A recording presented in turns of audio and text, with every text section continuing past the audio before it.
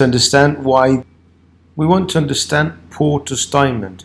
And to understand this, we will dig into these 6 elements that determine a country's ability to compete. First, we'll look at the factor conditions. Factor conditions will divide into basic factors and advanced factors. Porter also says that here government has a split. First, we'll look at factor conditions. We'll divide the factor conditions into basic factors and advanced factors. The basic factors are natural resources, arable land, climate, and location. And here, Porter also says that they are sometimes a hindrance to a country's ability to compete. And they are a hindrance simply because if you have a lot of natural resources, the companies within the country will be less prone to innovate and thereby adjust their products to competition abroad. Now, advanced factors are labor, research, capital, and infrastructure. All of these can be divided into low cost or high quality. So you can have low cost labor or you can have high quality. And again, if you have low cost labor, it might mean that you're able to compete, but it will be hard for the country to keep on only competing at low cost labor. The demand conditions in the home market is the next we'll look at. Now here size is very important. Here we're not only talking total GDP, but we're also talking about GDP per capita.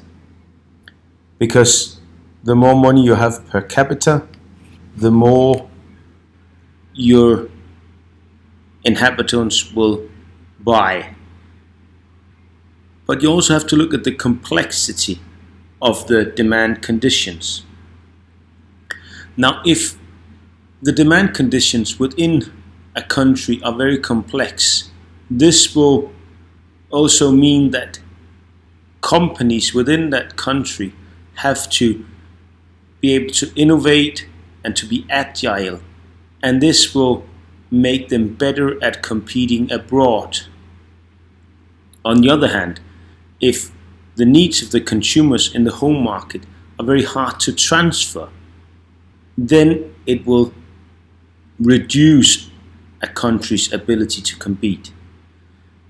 Now we can see the cookies here. That's one of the export adventures of Danish companies, where they started selling their cookies in the Asian market, and especially around the Chinese New Year or Tet holidays. We'll also look at related and supporting industries. If a country has related and supporting industries, then this will also enhance its ability to compete.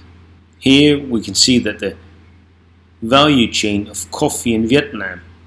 Now, they've got all of the production of beans within that country of Vietnam, but the processing of the beans is done abroad.